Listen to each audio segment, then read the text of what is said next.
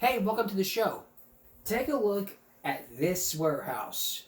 You think it's a warehouse full of junk you don't need? Well, try a warehouse full of unwanted gifts. That's right. Tonight, we are going to take you to a warehouse full of unwanted gifts. They're returning gifts that you return. It could be movies and it could be toys. And as you're about to see, it's a warehouse tour unlike any other. Here's Les Trent. If you returned a Christmas gift in the last few weeks, there's a good chance it ended up here, in this hangar-like warehouse in Pennsylvania. 8 of the top 10 retailers in the country will have returns come here. This 100,000 square foot facility is jam-packed with returns, and now you can buy them for pennies on the dollar. The company, Liquidity Services, buys the items from retailers, then resells them in online auctions. It's more cost-effective for retailers to unload items this way rather than repackage and try to sell them again in their own stores. This nail gun retails for $160. What might this sell for on auction? We're going to start an auction on all surplus deals for $5, and that item will probably sell for 70 or 80% off of that $160. Kidding. In this case, this box is a little bit damaged. This item probably functions perfectly, but the box isn't perfect, and so the retailer isn't going to put it back on their shelf. Just look at all this stuff. Igloo, portable heater, Barbie. Come on, Barbie, that's huge. Oh, and look at this. This is the must-have item of the year, and you can find it right here, and that is a Stanley Cup. Jamie Kozepko came here hunting for bargains and is delighted with what she's leaving with. You have 2 Nespressos here. Right. You've got this light, you've got this vacuum cleaner. I paid 100 tops for everything. Wait a minute. You paid $100 tops for all of this? Yeah. For all of this? Yeah. Here's one thing that shoppers should remember. Once you leave the store, there are no refunds. No refunds. You want to get some gifts, some half-off gifts? Well, that place can be perfect for you. Sorry. But I wouldn't mind going to that great warehouse and getting some gifts for pennies or $1 off. It'd be great. I'll give my first line for that warehouse. I would like to take this item under $100. Mom will just come and be like, "Are you serious, boy?"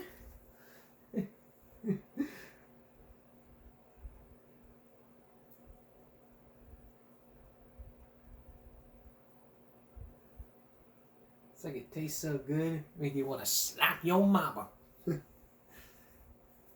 That's how it is. It tastes so good, make you want to slap your mama. That's later on a Bible break. Alright, imagine being a 9-year-old and having a great idea for a sled selling business. Take a look at this.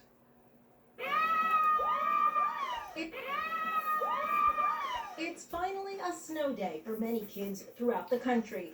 And these kids are all well equipped with the proper snow gear. We're talking blow-up tubes and sleds, a staple for snow. 9-year-old Quinn DeVere helped families look to have fun at this park in Nashville, Tennessee, thanks to his sled selling business. Thank you. You can pick your color. He and his dad bought 20 sleds, packed them in their car, and offered them out to anyone who didn't have one. The idea came 2 years ago. Next time it really snowed was 2 years later, but here we are. After Quinn saw so many people with creative alternatives, telling WTVF, We saw all these people with like trash can lids, pizza boxes. like this group. And then you got 2 or 3 layers of tape from the post office. The business turned out to be a success, selling 13 in all. Thank you. You can pick your color. And it sparked something Dad was also proud of. Building my confidence up with talking to other people. Yeah. You're welcome. Thank you. This is Inside Edition Digital. Sounds cool. A cool business for the start. You want to see something real cool? How about recruiting fans to shovel snow? hundreds of shovelers cleared the seats and aisles in Buffalo for the rescheduled playoff game against the Steelers today. They earned every nickel of their $20 an hour. This is how the stadium looked just before the game was postponed yesterday, a whiteout. In Iowa, the Republican caucuses will also unfold amid record low temperatures and driving snow that could seriously impact turnout. The weather's really bad. There were 186,000 people that participated in 2016. There may be significantly less this time. Frontrunner Donald Trump made a tongue-in-cheek appeal to Iowans to brave the sub-zero cold. You can't sit home. If you're sick as a dog, you say, darling, I gotta make it. Even if you vote and then pass away, it's worth it, remember? Allison Hall spoke with CBS Morning's co-anchor Tony DeCopel, who is covering the caucuses. How did you dress for getting out there and talking to voters this weekend? That's a great question. I put on long johns, I put on spandex, I put on jeans, I put on a t-shirt, I put on a Henley like this, then I put on a sweater, then I put on my coat, then I put on my hood and my hat and my gloves. I had the Marv gloves though from Home Alone though with like the fingerless tips. That was a bad idea. The tips of my fingers were not functioning by the end of the day. I guess you can raise some common sense here. Just wear some good gloves. That way you won't be cold. A family reunion like you have never ever seen before. Coming up, we're going to hear more from Gary Clark and a touching family union that's a first for this broadcast. You don't want to miss it. So grab yourself some popcorn, get yourself comfortable and ready, and stay with us. Yesterday, I brought you the story of Gary Clark. If you don't know I'm watching yesterday's broadcast, Gary Clark was adopted. He had a best friend for years, which he didn't know until a phone call from the state of Connecticut told him that his best friend for years was his blood brother. It was a family tie like you have never ever seen. We also heard from the sister, which he dated. Actually, he didn't know. A girl who did not know that he was adopted. But when the social worker of the state told him what happened, she was in shock. Now, there's more to the Clark family than meets the eye. We told you all about the family history. We told you all about the family history. Now, the family ties are tying up like a big old knot. So I hope you grabbed some popcorn, grabbed your favorite soap, grabbed your favorite drink, and if you're on a date, hey, this broadcast is your favorite date night. So get yourself some popcorn, get yourself some candy, gather around a campfire. Stone Phillips is going to come at you with a cold, hard truth about Gary Clark. Once again, Stone Phillips.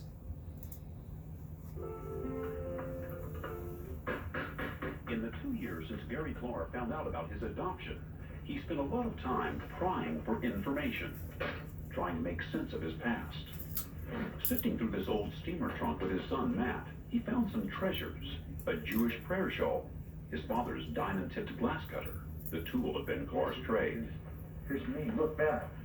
Look at me here. And among dozens of photographs, one familiar image he was seeing in a very different light.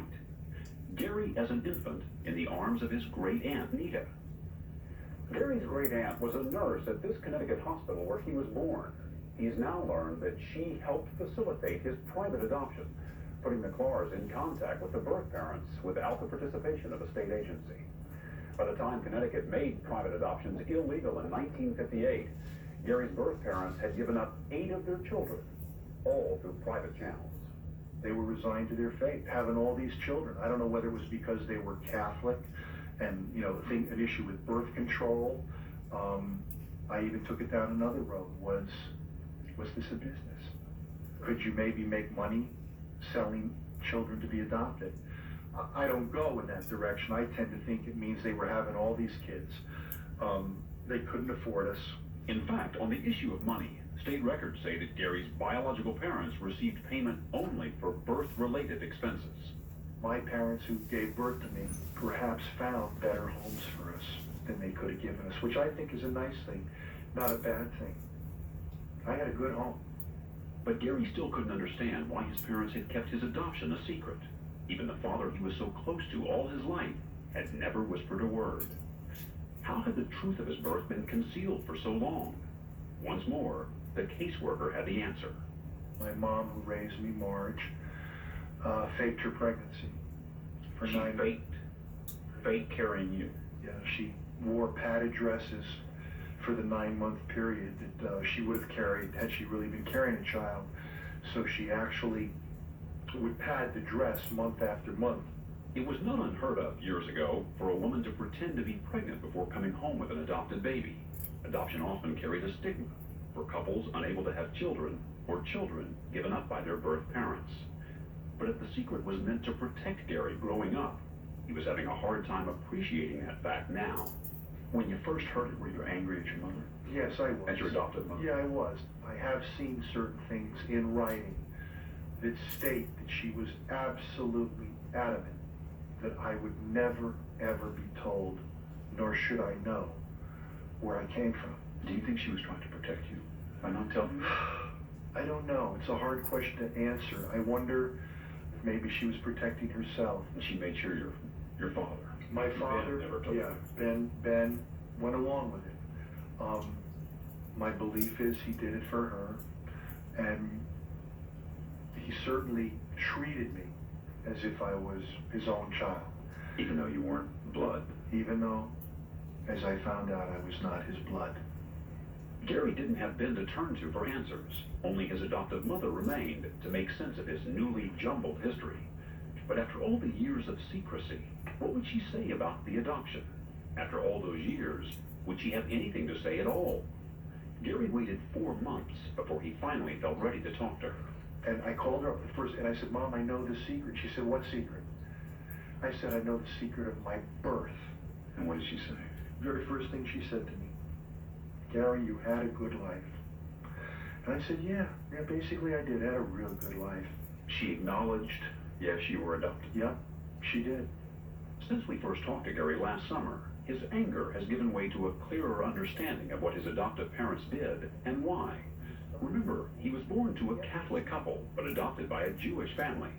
He says his adoptive mother, who declined to speak with Dateline, recently told him that she was afraid his Orthodox Jewish grandparents would never have accepted a non-Jewish grandchild, and that's why she went to such lengths to pretend she was pregnant. Here's me. I remember this. Other details of Gary's past have been hard to come by.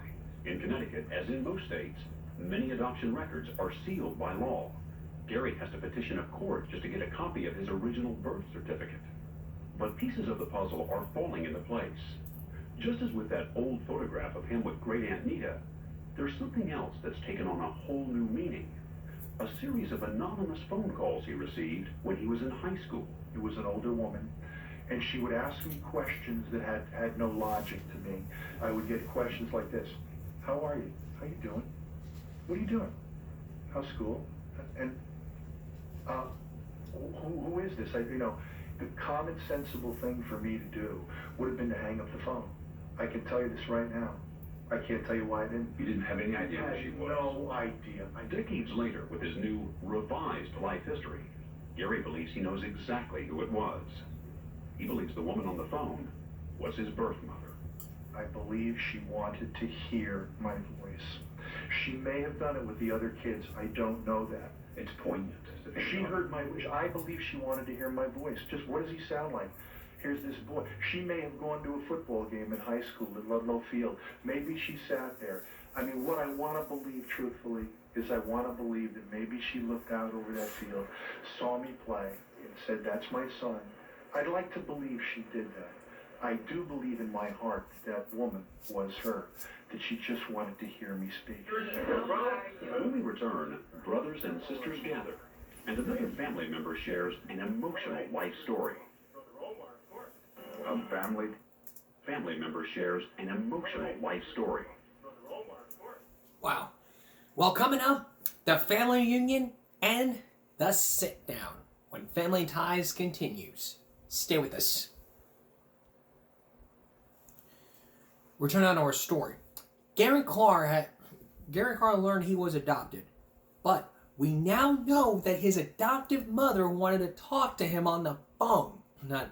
The biological mom. So really, you can really take a chance of trying to get to know your adopted mother and trying to figure out the past. So now you're about to meet the brothers and the sisters as they come together for one extraordinary interview. Here again, Stone Phillips. And I hope you're sitting down for this. Like I say, get your popcorn, get your candy, gather around the campfire. This is one family reunion you've never seen before. Once again, here's Stone Phillips. And we're right around the corner from where I grew up. If chance played a role in bringing Gary Clark together with three strangers who turned out to be siblings, so did geography. Their birth parents placed 8 children with adoptive families who lived within 25 miles of each other. And Joan and Nate. A few weeks ago, we brought 6 of the brothers and sisters to New York to talk about their new status as family. From youngest to oldest, there's Adrian, number 13 in the birth order, then Steve, Richard, who grew up with Micah, Gary, number 7 in the lineup, and Joan, the only one in this group no longer living in Connecticut. And the family resemblance is unmistakable. What do you notice the most? Micah? With the girls, the eyes, the great eyes. And the boys? I think the eyes first, Tom. I think everybody kind of notices that. The color, the brilliant luminescence. As you can see, they all got the gene for laughter, and it was a chromosome for coincidence. Before any of them knew they were brothers and sisters, Gary and Steve were best friends. Micah dated Gary. Micah and Rich grew up in the same family, which almost adopted Steve, who married a girl who once dated Rich, who was Gary's workout partner. Richie, you started all this. I mean, if you hadn't had the medical scare, the health scare, you wouldn't all be sitting here today. That's true. Together. It gave Micah an opportunity to do something I think she wanted to do most of her life, and that is to delve into our adoptive backgrounds. How did you feel about that? I was uncomfortable. It's a good word. I was resistant at first, and then was brought into the loop by this big guy right here. And when he finally stood up and says, and guess what? I'm your brother. It was no surprise. Joan, like Gary, you didn't know you were adopted. Not at all. Your parents never told you. No.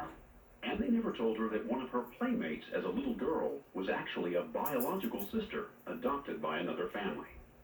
For Joan, the secret came out not in a phone call, but with a letter from the state of Connecticut. Dear Joan, I am working on a Connecticut probate court matter which I believe may be of interest to you. At first, she thought the parents who had raised her, who had died, might have left her some money. But as she read the letter to her aunt and saw that it came from the state adoptions office, another thought leaped out at her. It was an awful thing to say, but I thought, did my father have an illegitimate child? Maybe he had an affair? And I thought, oh my God. And I said that to my aunt. And she said, read the letter to me again. And I did. And then she started to cry. She said, Joan, you're adopted. And I said, oh my God. I said, why didn't anybody ever tell me? She knew, your aunt. Oh, they knew right from the beginning. I was adopted 10 days out of the hospital. And everybody in my family knew, and I was never told. So at age 52, going on 53, right. you find out. For the first time in my life that I was adopted. And never mind just being adopted, that I have 13 natural siblings. I mean, it's like, I thought maybe I would be a candidate for the rubber room in plain English. It took me a while I mean, really, there were days when I wouldn't answer the phone because I didn't want to talk to anybody. I didn't know how to deal with it. When you looked in the mirror after hearing this,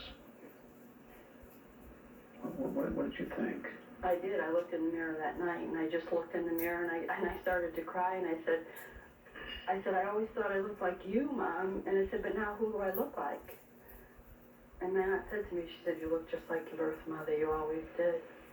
Though it's been more than 2 years since Joan got her bolt from the blue, the emotion of it all is not far from the surface.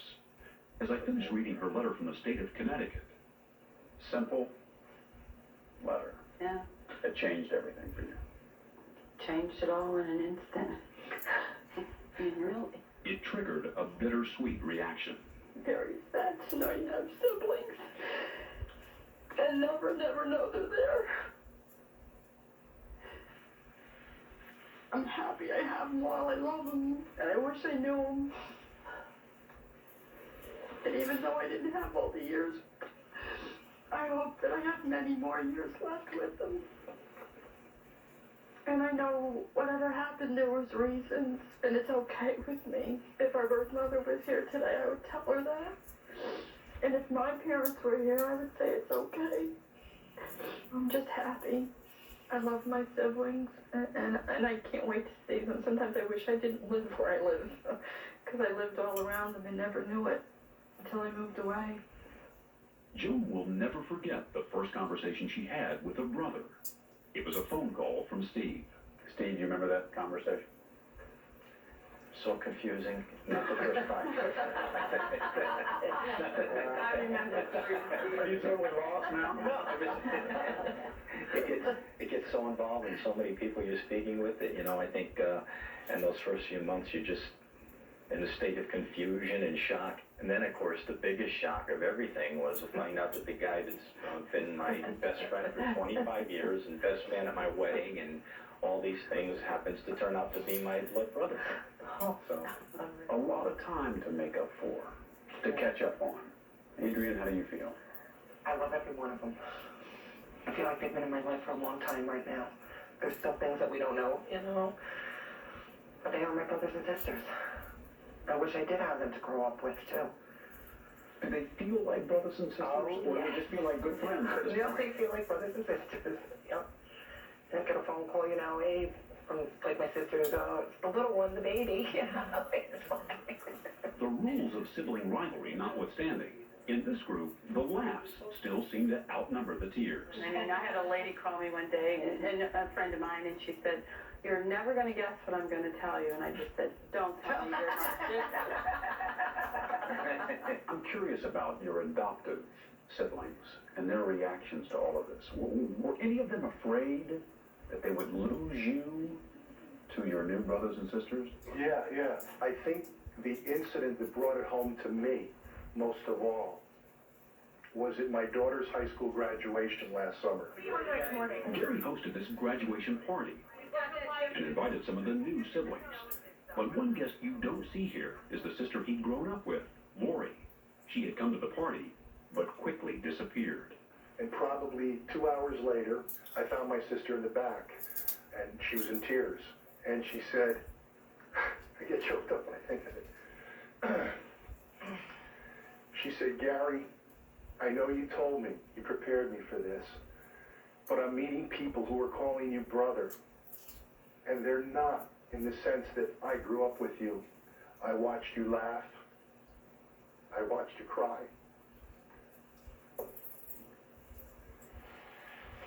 I've been part. I've been part of your biggest successes in life, and I've seen you fail. And I'll always love you. But these people do not know you like I do. And it hit me. I think you can see that. And I said, Lord, it's okay. It'll take time. Learn to love him. Love you. Micah and Richie say Jody, the sister they grew up with, has also struggled to adapt to all the new faces in the family. They've reassured her that their newfound brothers and sisters will never take the place of someone they've loved their whole life. And Adrian told the brothers she grew up with much the same thing. You're the one that saw me take the first steps, you know, first bicycle ride, first date I went out. Who was there? You were there, my brother. But it was tough for him, too, thinking he was going to lose me. Didn't happen. Won't happen. None of you knew your birth parents. No. Nope. No. If you could say something to them today, if they were listening, what would you say to them? I would say thank you for giving us to the families that we went to, because we had happy lives. I think we'd all say that. I think every one of us just now said that. Thank you. Thank you. I think we were all blessed to end up with the parents that raised us. Yes. Turned out to be a magnanimous thing that they did. As for the future, these six hope to make up for lost time, if they can, and grow old together. But the future with the other surviving biological siblings is less clear. Those six, including 3 who stayed with the birth parents, chose to maintain their privacy and not participate in our interviews. Several of them were upset at the story being made public at all, causing a rift in the newly formed family. Gary and the others here hope it's only temporary. I wish that the other 6 would share this with us. We all wish that. I really wish they would. That, because we love them. We didn't know each other. We've been out here for years. And our arms are open. And maybe someday, 1, 2, maybe all of them will come in out of their own world that they share and they live in. And we'll be together again. So who is Gary Clark? He's the guy you go to the gym with to sweat and swap stories. He's the soulmate who knows exactly how it feels to uncover a secret kept too long. He's the man who's right behind you when you're the baby of the family. He's the son you always wanted, the best friend you ever had, and an old flame you never forgot. Gary says he can't imagine not having found this out, and he is very, very grateful that you did what you did. He thanks me a lot. He always says, Nick, he goes, you've given me a rebirth. As tangled and as strange and as coincidental and fate-driven as the story may seem, I and my sisters and my brothers, newfound though we may be, choose to really say this is a wonderful story about how we've all come back together again. I'm here. I have love. My home is your home. You're my blood. Let me get to know you for as little or as long as I have on this earth. Let me know you. I'm your brother. One of those missing from this family portrait is Sister Sally. She was killed in an accident 11 years ago at age 47. Micah says of all the brothers and sisters, Sally was the one who always yearned to know what happened to the children who were given up for adoption and never came home. Gary believes she'd be happy to know they have finally found each other. And ours David Bloom, she'd be happy to know they have finally found each other. And it did. I really hope this story brought you to tears while you were eating some popcorn. And really tearing you up, because I watched this years ago in separate parts, and let me say, a remarkable story about a family union and a family tie. It was interesting getting together and getting a reunion. You never met, you never seen for a long time, and years later, when you finally meet your family members, memories tend to hit you. Moments form memories, and you can treasure those memories. In the Gary Clark's case, don't put it like this. I mean, the best friend you went to the gym with, an old flame you won't forgot, very great. I really hope. I mean, this is one of the moments of 2024 and a very great memory for season 7 of this broadcast. Something brand new this year we're gonna have when we come back, GMB Classics. Stay with us. On tonight's GMB Classic. Before we get into this, GMB Classic is like a 60 minutes classic, going back at all the stories they talked about. This is very similar to what we're doing. So, on tonight's GMB Classic, the story of safety, escalator safety. I told you about this during season 6.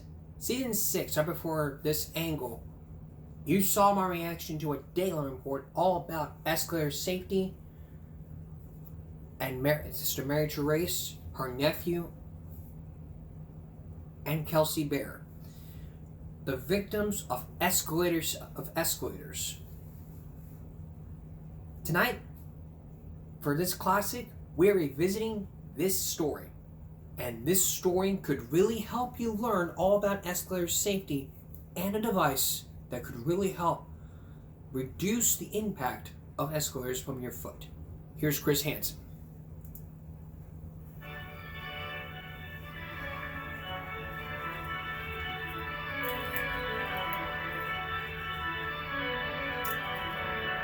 You just don't expect to find an activist in a cloistered monastery, a sanctuary of peaceful prayer.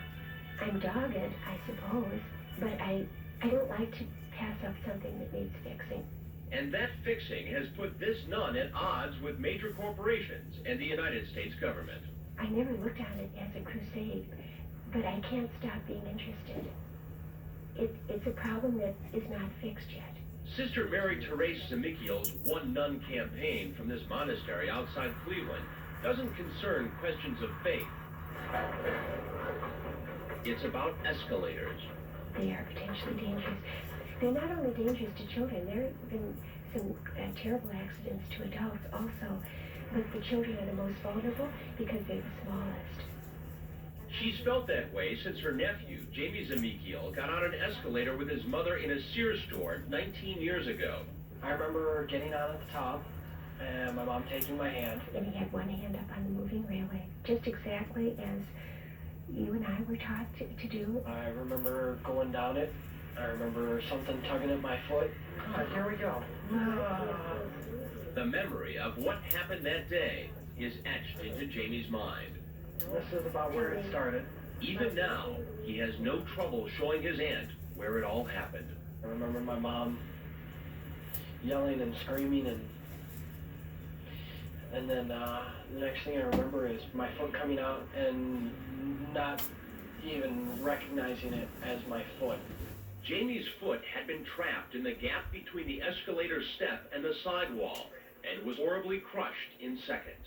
At first, Sister Therese thought Jamie's injury was some kind of freak accident, but she found out that according to the federal government, currently, more than 16,000 people a year are sent to emergency rooms because of escalator accidents. The vast majority are children, just like her nephew. The whole thing was terrible. I couldn't stand it. I couldn't stand by and not try to do something. This is the letter from the escalator company. Sister Therese says she's hounded the industry and government agencies to improve escalator safety. Most recently, she's taken her campaign to First Lady Hillary Clinton at the White House. But 19 years after her nephew was hurt, children are still getting hurt. I heard great things about Boston, that there was a lot to do and a lot to see up in the Boston area. Mom. You got two of them, don't you? Andrew Baird and his family were visiting Boston for the first time in June of 1994. After leaving the New England Aquarium, Baird and his two kids got on an escalator at the MBTA station, Boston Subway. My daughter was on the step ahead of me, and I had her right hand in my right hand. I felt a jerk, and my daughter started to scream, like she was scared. You remember what happened? But 4-year-old Kelsey Baird was screaming in pain. The escalator bite me. The escalator what? The escalator bite me. The escalator bit you? I cried and it sprang. Thing jumped up, grabbed her leg, ripped it wide open to the bone. This is what Kelsey's leg looked like after the escalator bit her. It took emergency surgery and 5 months physical therapy before Kelsey could walk again. Her family is considering suing both the Boston subway system and the manufacturer. You might think the danger zone of an escalator is here, where the jagged teeth merge at the top or the bottom, but it's not. According to government and industry figures, this is where the majority of traumatic injuries occur, the small gap between the moving step and the sidewall. By industry standard, the gap between an escalator step and the sidewall of the escalator is 3/16 of an inch, but over time, internal parts can wear down. This knocks the steps out of alignment, causing them to shift. This can widen the gap between step and sidewall to the point where it can catch a child's small shoe, trapping the foot and leg against the sidewall. The moving escalator can then tear the leg open in seconds. The escalator industry says that its products are the safest form of public transportation, providing up to 9 billion rides a year. The industry promotes safety with warning signs on escalators and a safety campaign urging children to hold parents' hands and stand towards the middle of the step, away from the gap. But the reality is that many children grab the moving handrail as they ride, putting their feet dangerously close to the gap. Critics say that until that gap is significantly reduced, children will continue to get hurt. We found hundreds just in Boston. One of the problems is that there's no reliable database of accidents. Reporters David Armstrong and Shelley Murphy investigated escalator safety for the Boston Globe. On the surface, everything looks very rosy. You wouldn't think there's a problem here, in Massachusetts or elsewhere. But if you dig a little bit, you quickly realize that there's a serious problem here. How serious? Their series uncovered over 300 accidents requiring emergency room treatment in Boston alone in the past 2 years. They say most of the accidents were due to faulty equipment or lack of maintenance. And there's another problem. The escalator industry says the average lifespan of an escalator is 15 years, but many escalators across the nation are much older. Some have been running for 40 or 50 years. Public safety is compromised. People are getting hurt because this equipment isn't being inspected as it should be, and because proven safety measures are not being undertaken. Armstrong and Murphy say part of the problem is the lack of federal escalator safety regulations. It's up to cities and states to enforce safety codes that are frequently written by committees dominated by the escalator industry. What we discovered is that the industry is very quick to blame all accidents on the rider. In the case of Kelsey Beard, they said, girl riding up escalator, tripped, cut leg. Are these escalators safe?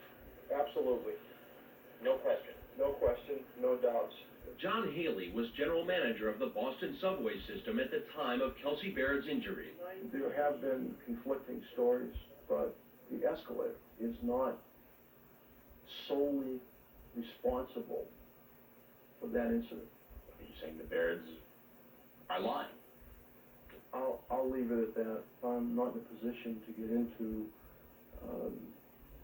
debating who said what and who was where, because the case is being litigated. But Baird says there is no debate. He was just doing what millions of people do on escalators. I was holding my daughter's hand by the right hand. Then all of a sudden, this thing jumped up, grabbed her leg, ripped it open. That's something that I did? I don't think so. What angers Baird even more is something he says he heard on the way to the hospital. The paramedics told me when we were inside the ambulance that they get at least 2 calls per week on escalator accidents. And then, when Baird got to the hospital, he says 2 subway police officers wanted to talk with him. They told me to sue the MBTA because it's got to stop. It's got to stop. And then they turned around and they told me, that says, the reason why they don't do anything about this is because it's cheaper to pay the claims than it is to replace the escalator. It's a pretty cynical argument. I don't know who those critics are that would make that kind of allegation. If we thought for a moment that there was an element of the system that wasn't safe, we'd shut it down and figure out a way to deal with the inconvenience. We wanted to see for ourselves just how safe the Boston escalators are. So Dateline hired Joe Morrissey, a former Massachusetts escalator safety inspector. Morrissey now has his own business advising developers. He rode the subway escalators with our producer and crew. If the public is being informed that these escalators are safe, they're being misled. We took Morrissey to 3 of Boston's busiest stations. Maverick in the north end of the city. I found the escalator was making an incredible noise. It sounded like it was self. In the north end of the city. I found the escalator was making an incredible noise. It sounded like it was self-destructing. The noise from the escalator was so bad it was shut down while we were still in the station. Morrissey then examined the escalator closely. That's a release recorder, right? Release. The molding is loose. This is jutting out. This should be smooth to prevent someone from getting their hand or thumb caught in there and they're coming up. Next stop, Government Center in the heart of Boston. I noticed some of the steps were just, the tread was broken right off. The wider the gap, the easier it is for someone's foot or hand to get into that section. Finally, to the aquarium station next door to one of the most popular tourist attractions in New England, the station where Kelsey Baird was injured. Steps are in terrible condition. There's an excessive gap on each side. I don't know why the MBTA hasn't ripped these things out 20 years ago. No, they are not safe. In fact, if I was a state inspector, I'd shut them down today. Following our visit, Dateline contacted the MBTA and told them what we found. The MBTA responded with this letter, stating, while some of our escalators may be old, they are not unsafe. Each escalator is certified annually by the Massachusetts Department of Public Safety. Regarding injuries on their escalators, the MBTA claims mechanical defects are not the problem. but human error accounts for the majority of incidents. Problems with escalators happen every week all over the country.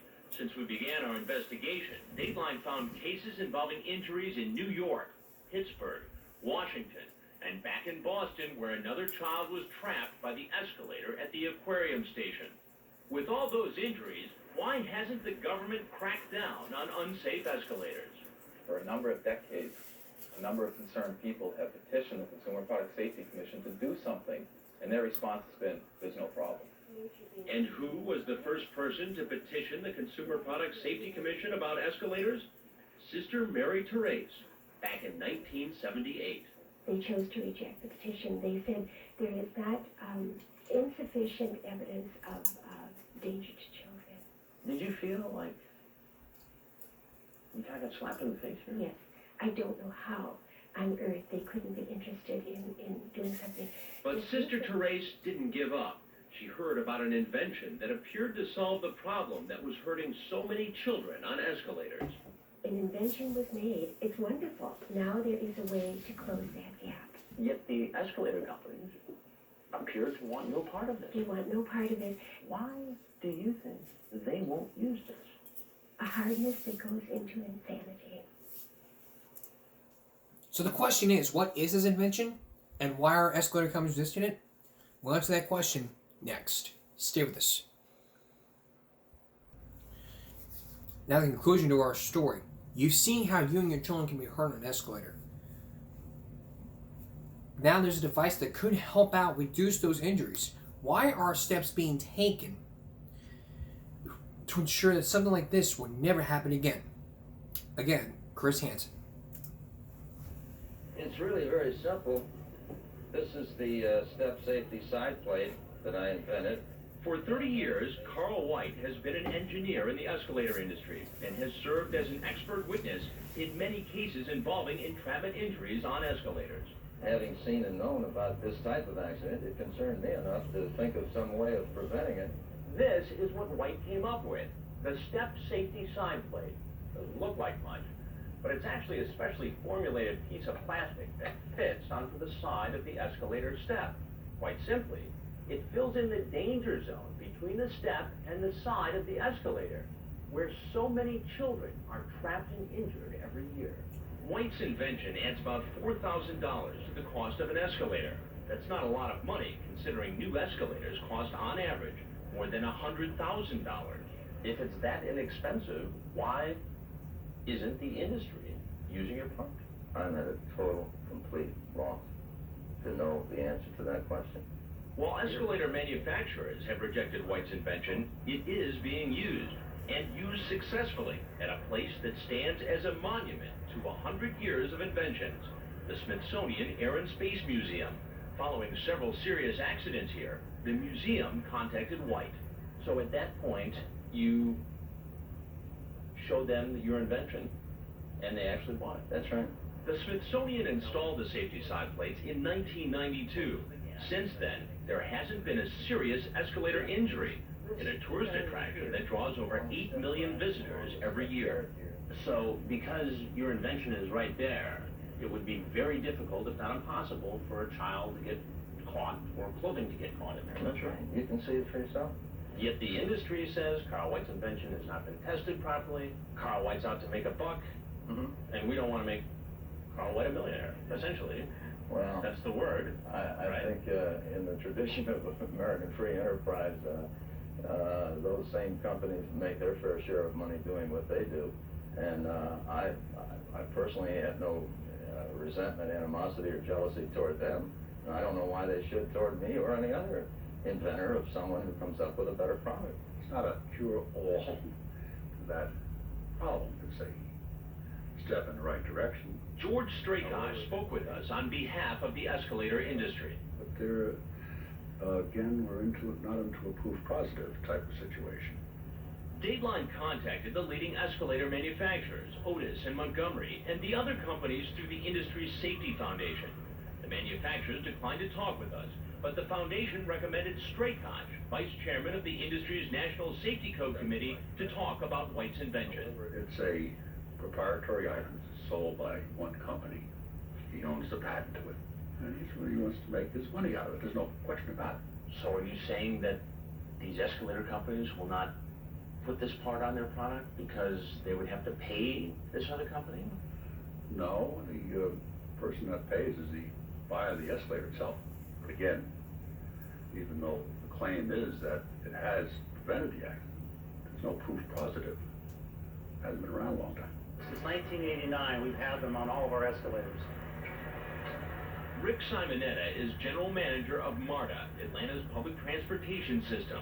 He says there's no doubt that White's device makes it a lot safer for the more than 400,000 people using MARTA's escalators every day. There have been no injuries as a result of any entrapments.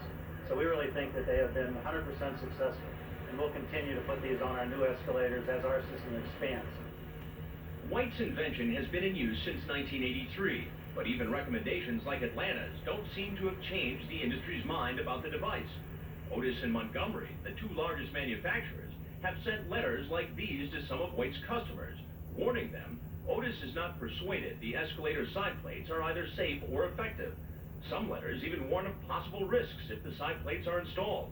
White says this amounts to a scare tactic, and even claims the industry is blackballing him. Do you think the industry will ever change its view of your invention? As people high up in the escalator manufacturers have said off the record to me, the day your patent expires, you can be sure we'll adopt it and be using it. But White's patent doesn't expire until the year 2000, and now some manufacturers have come out with devices to protect against sidestep injuries on their own escalators. But White says his invention is the only one that can be fitted to virtually all of the 30,000 escalators already installed and in use. Do you think it comes down to a matter of cost? They don't want to have to pay somebody else because they don't have the patent? I can't answer that, but it's quite possible. So maybe because these big companies don't have the patent for this device, they're not using it. Well, you've heard that statement before, not invented here. As the debate between the industry and White continues, escalators from Atlanta to San Francisco have been fitted with White's invention. And as for Sister Mary Therese, she continues to worry about children riding escalators.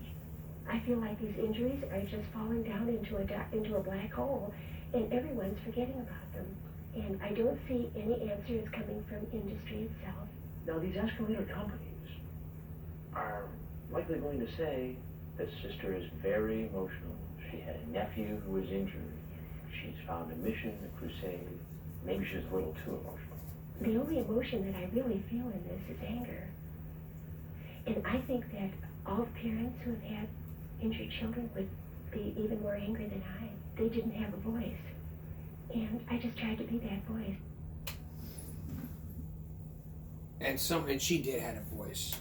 Now, after we showed you this story, well, my reaction to the story, we looked into escalator accidents.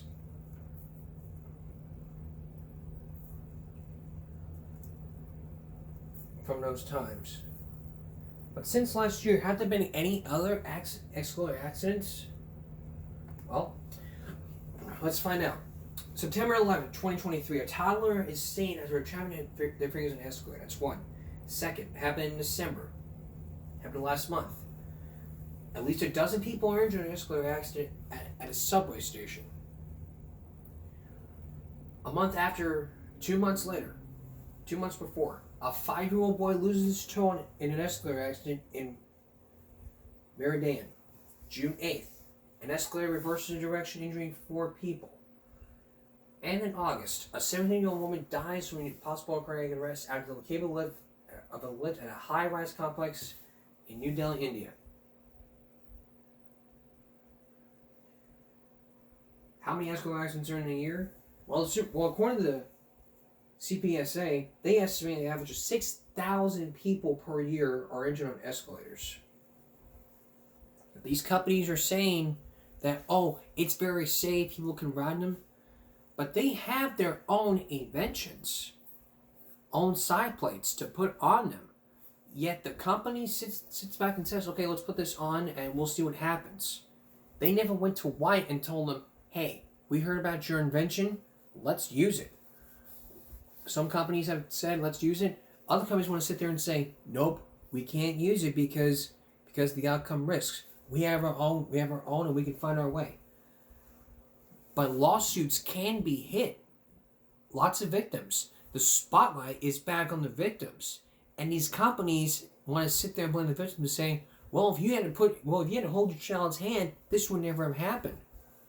It's like sitting there saying, hey, we're sorry. And yet parents sit there and then people just sit there and say, well, you shouldn't have if you went ahead and did it.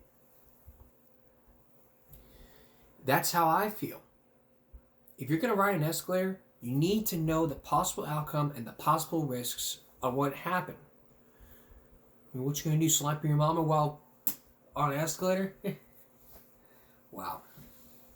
Speaking of that,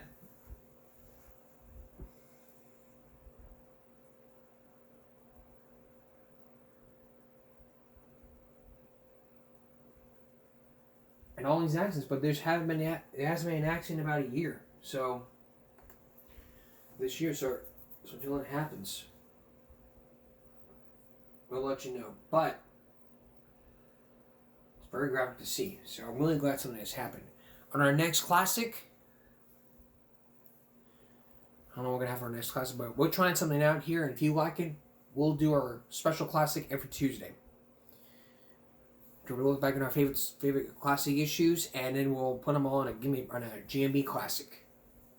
It's just something we're trying out here, and if it works, then we'll do every Tuesday. But if not, we'll stick with 6 days. We'll stick to 5 days a week. 5 days a week.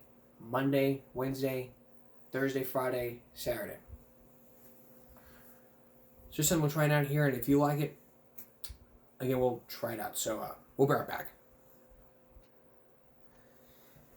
If you ever seen this clip from Friday After Next, I'm tired of eating that barbecue from up the street. Better give you more sauce than to give you meat. But bring your big ass down to Bruh's Barbecue. 15837 South Crenshaw Boulevard. That's right off Manchester. Bruh's Barbecue. Tastes so good, make you want to slap your mama. Don't it, Willie? Yeah, boy. Hey, Mom. What the hell you want, Willie? Ain't one location. if you saw that clip, maybe then you will realize what tonight's topic is all about. Slap your mama. Especially the hit commercials from Doritos with 7.8 million views. Mom, can I have some Doritos? You can, sweetie. Let's just get inside first. Okay, Mom. I love you. I love you too, sweetie. Now let's go inside and eat some Doritos. Okay.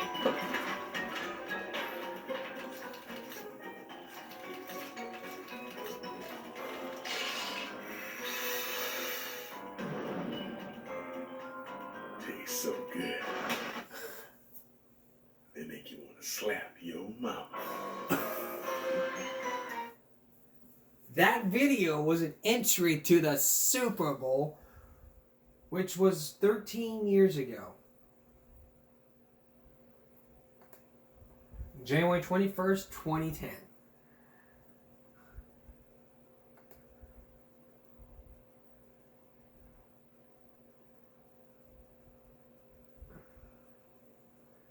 And it was also a TikTok video.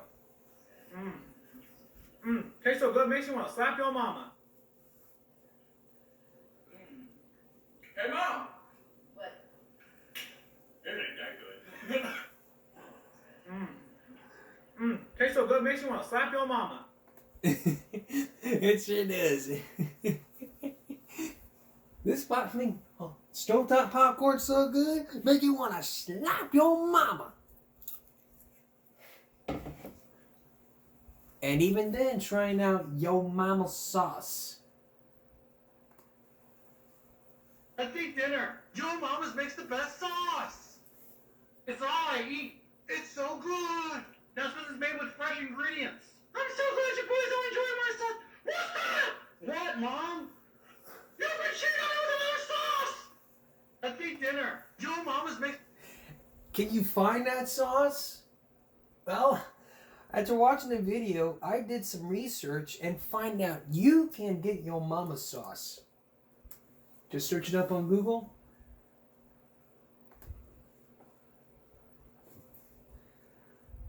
You can get a 25 ounce just for $9, or you can get a 12.5 ounce for just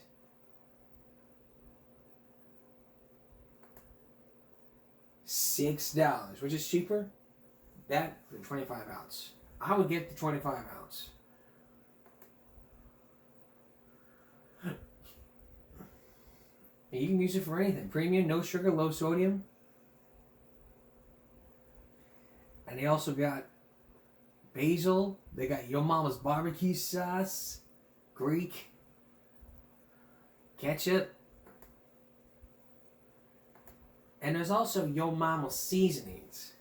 That is so good, make you want to slap your mama. That's how good it is.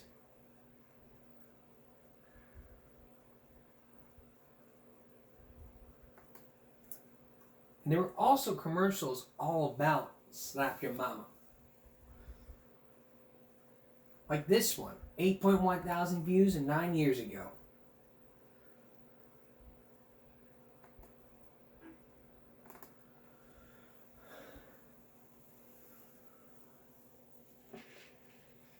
For a true Cajun smack in the mouth, slap on slap your mama. Bite into a taste sensation, makes any food a taste delight. Slap your mama on anything, but Cajun cooking done is right. For a true Cajun smack in the mouth, slap on slap your mama. I bet you want to try that seasoning and be like, "Hey, mama."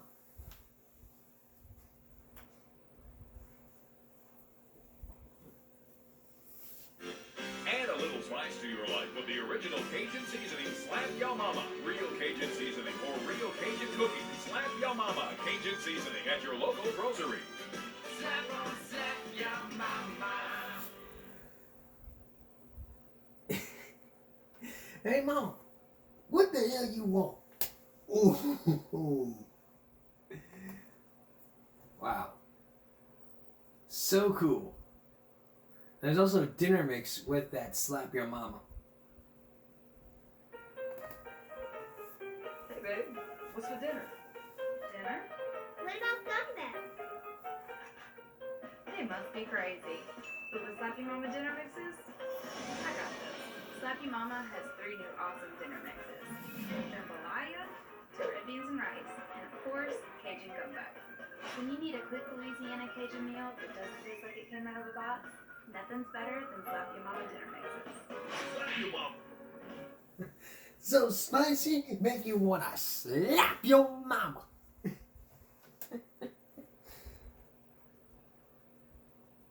So freaking cool. This was a great roll break to do.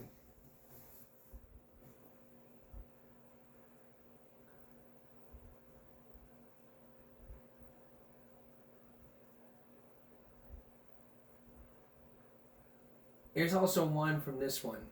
It was a Super Bowl commercial, like 2012.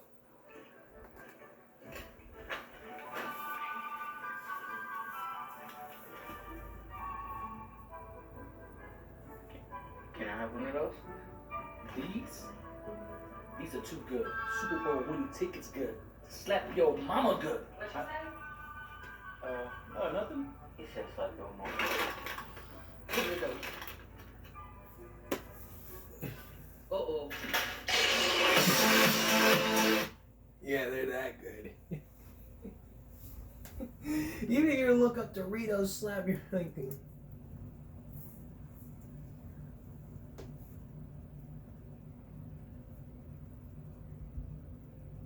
Here's one 13 years ago. Hi. Aw, thank you. Have a seat. Kyle, Jalen. Jalen, Kyle. Jalen, you play nice. I'll be right back. What's going on, man? I see you got your game skills down, Pack. You might have your hands full once I'll pick up the controller. Put it back. Keep your hands on my mama. Keep your hands on my Doritos. Jalen, are you playing nice? Hey,